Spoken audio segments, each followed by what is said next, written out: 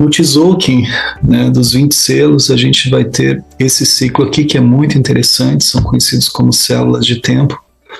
Então, é como evolui espiraladamente todo o fluxo energético, né? Então, o primeiro processo é a célula entrada, que é a célula de informação. Depois, a célula armazém, né, que é o fluxo da memória, onde a gente ativa a memória. Depois, o processamento, né, que é a formulação. E, então, a saída, né, que é onde tudo que foi ativado é expressado pela inteligência. Então, e aqui nós temos o fluxo, a matriz, que é o que estabelece o modelo. Sobre isso, eu queria trazer uma reflexão para vocês, algo que aconteceu comigo ontem pela manhã, e que eu acho muito interessante, para a gente entender um pouco também sobre essa dinâmica do tempo, como consciência autorreflexiva e como consciência cósmica. Ontem pela manhã, onde eu estava, no interior da Itália, num lugar onde eu dei o seminário, eu fui convidado pelo anfitrião, pelo Marcello, para conhecer o espaço, todo o sítio, né? É uma propriedade de uns 10 hectares e com diferentes níveis, no topo de uma colina, um lugar muito bonito e muito histórico.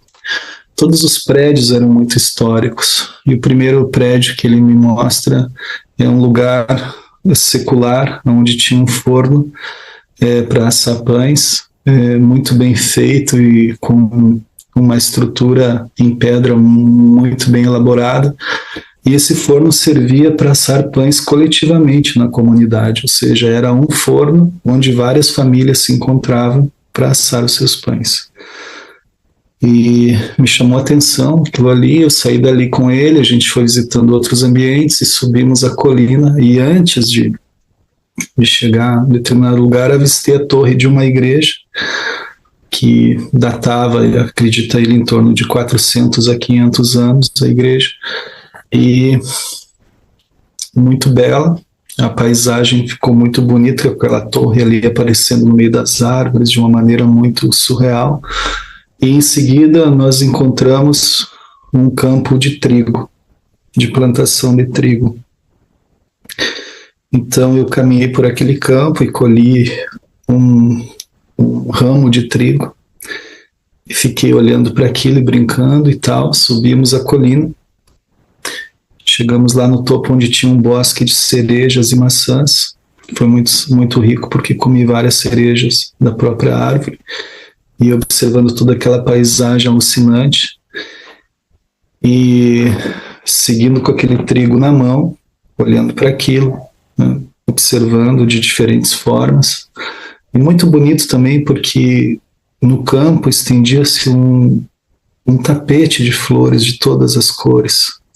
Era como pisar dentro de um quadro e dentro de uma linguagem poética da realidade. Tudo aquilo era muito incrível, parecia que eu estava vivendo dentro de um sonho. Então contemplei, inclusive tinha umas linhas com totens da religião católica, monolitos onde as pessoas se guiavam para fazer peregrinação há séculos atrás. E depois nós descemos e entramos num bosque de nozes, de umas árvores de uns 30 anos, mas um bosque bem fechado. E ali o tempo parou. E eu segui olhando para aquele trigo, e de repente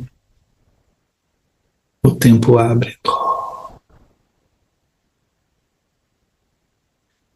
E produz ali uma consciência fractal de que aquele raminho de trigo na minha mão representava a memória de todos os pães do planeta naquele momento.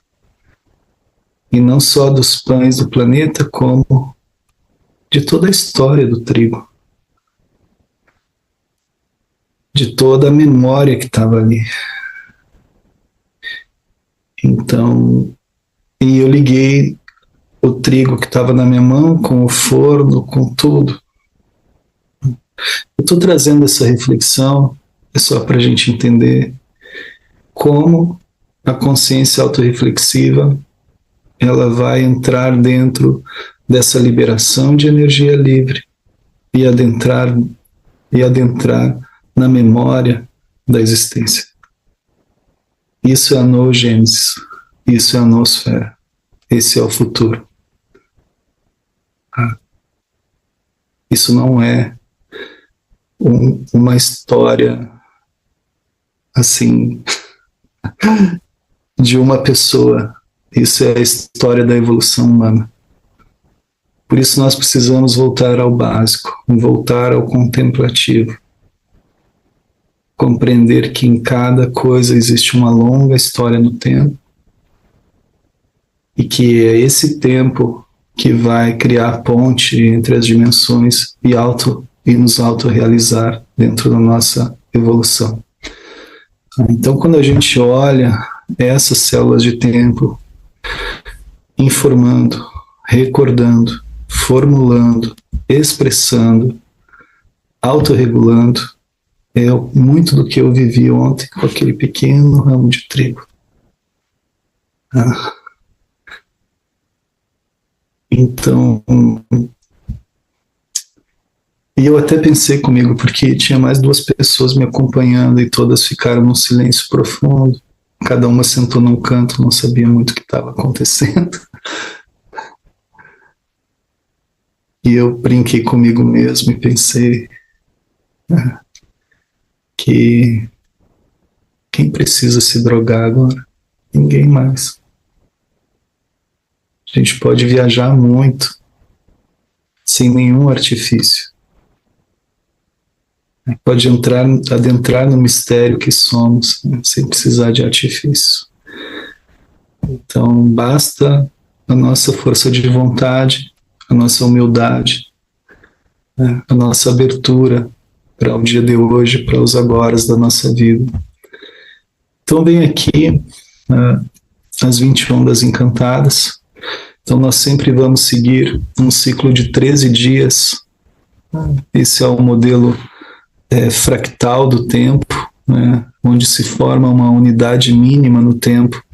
Ela se completa, né, através desse ciclo que começa no tom magnético e vai concluir no tom cósmico no 13. Ou seja, você precisa passar por esses ciclos todos para completar, porque aqui vai estar claramente o nosso propósito e aqui vai estar a forma como nós damos o salto quântico. Tá? Então, o que a gente vai fazer ao estudar a Onda Encantada é justamente compreender essas dinâmicas. Entende? Quando eu tenho um propósito de trazer um nascimento para a minha vida, que é o caso do dragão aqui, que traz o nascimento, por exemplo, você pode dizer assim, eu quero nascer de novo. Quero me renovar, eu quero ser novo hoje. Quero trazer um novo ser para mim. O dragão pode te ajudar. Ele vai te dizer, para isso, você vai seguir aqui esse caminho. Teu desafio vai estar aqui no vento, o teu serviço vai estar aqui na noite, a forma vai estar aqui na semente, né? A maneira como tu vai te potencializar e reunir os recursos para esse nascimento que tu deseja vai estar aqui na serpente. A maneira como tu vai equilibrar e dar ritmo para esse nascimento está aqui no enlaçador. E assim por diante. A maneira como você vai sintonizar com o nascimento está aqui na mão azul. A maneira como esse nascimento vai alcançar a integridade está aqui na estrela. A maneira como ele vai pulsar a realização está aqui na lua.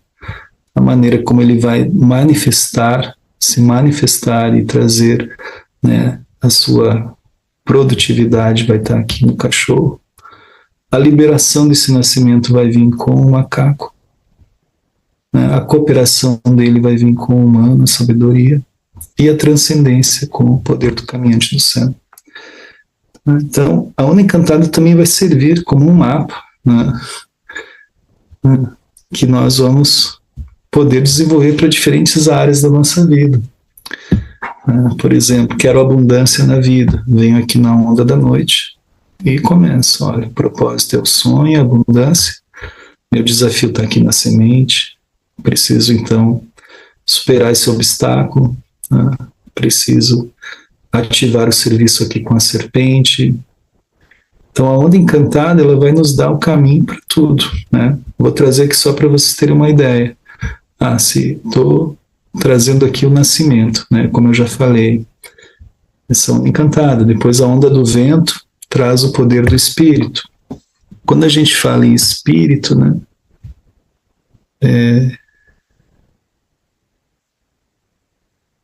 E a gente pensa no espírito como...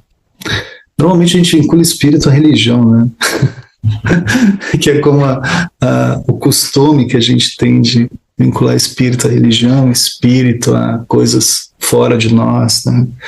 Mas o espírito, ele está onde está a nossa vontade.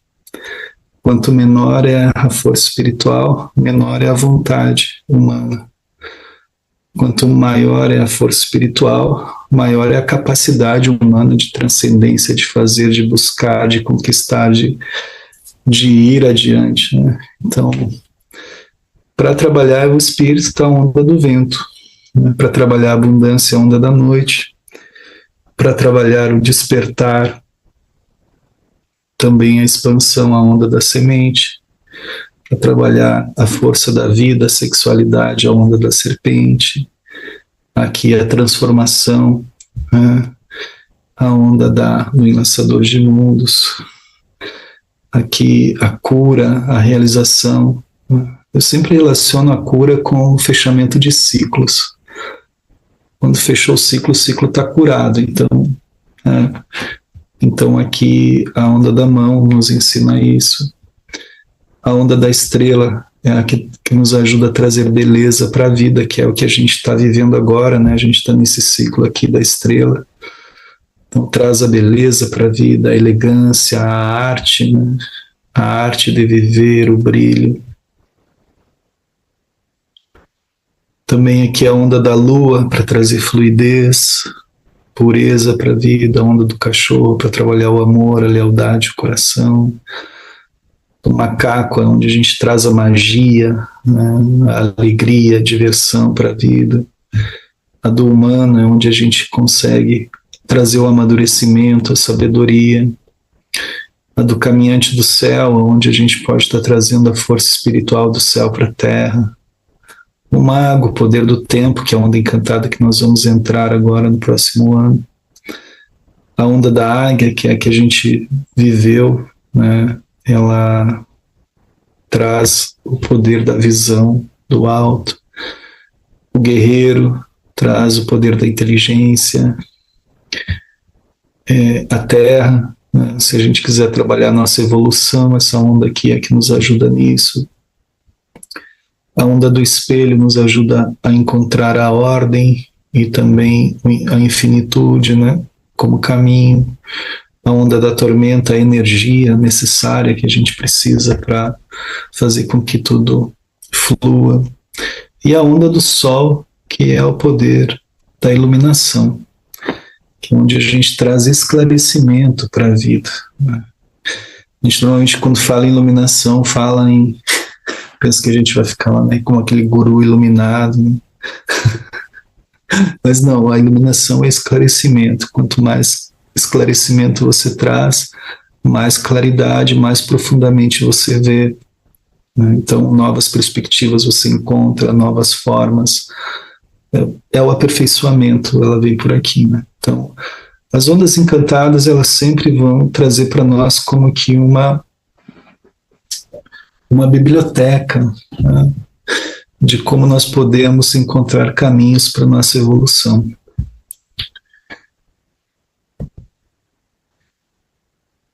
E eu quero só voltar aqui. Então, e essa biblioteca, ela é uma biblioteca através das simbologias.